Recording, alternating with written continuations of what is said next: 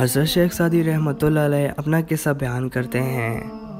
کہ جوانی کی جہالت کی وجہ سے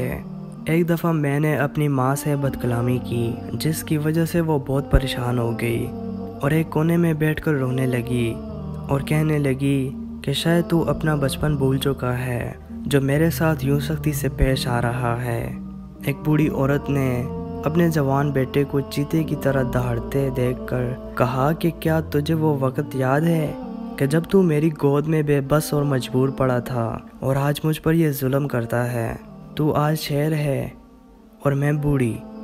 شیخ سعدی رحمتہ اللہ علیہ اس حقائق میں بیان کرتے ہیں کہ وہ ماں جو بچے کو اس کے بچپن میں جب وہ محتاج ہوتا ہے پال پوس کر بڑا کرتی ہے اور اپنی خوشی کو اس کی تکلیف پر قربان کر دیتی ہے اور اپنی راحت کو بھول کر اسے تمام آسائشیں مہیا کرتی ہے، جب وہی بچہ جوان ہو جاتا ہے تو وہ اسی ماں پر دہاڑتا ہے اور بڑھاپے میں اس کی خدمت کرنے کے بجائے اس کے ساتھ برا رویہ رکھتا ہے۔ حالانکہ اللہ تعالیٰ نے قرآن مجید میں متعدد مقامات پر والدین کی خدمت کا درس دیا ہے کہ ان کے ساتھ حسن سلوک سے پیش آیا کرو۔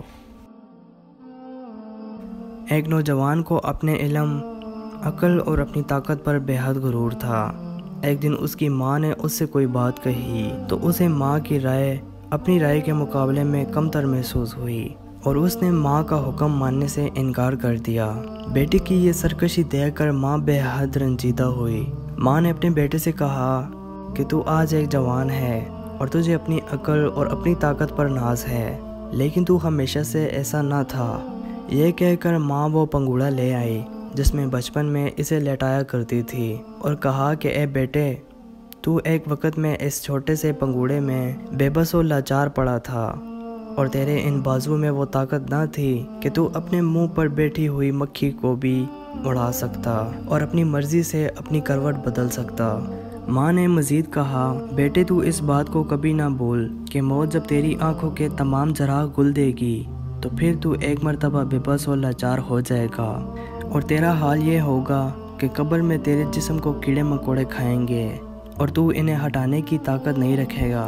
تجھے آج جو مرتبہ اور قوت حاصل ہے اسے اپنی بہادری نہ سمجھ اور نہ ہی یہ تیری کوئی خوبی ہے، بلکہ اسے اللہ تعالیٰ کی طرف سے اس کا خاص کرم جان اور اس کا شکر گزار بن جس نے تجھے اس نعمت سے سرفراز کیا۔ شیخ سعدی رحمتہ اللہ علیہ اس حقائق میں بیان کرتے ہیں کہ جب بندہ جوانی کے ہمار میں مبتلا ہوتا ہے تو وہ یہ بھول جاتا ہے کہ ایک وقت ایسا بھی تھا جب وہ کسی کا محتاج تھا اور آج اللہ تعالیٰ نے اسے یہ طاقت دی ہے تو اسے اللہ تعالیٰ کا خاص انعام جان اور اس کا شکر ادا کر۔ ان قریب وہ وقت بھی آئے گا جب موت تیرے سر پر منڈلائے گی اور تجھے موت سے کوئی نہیں بچا سکے گا۔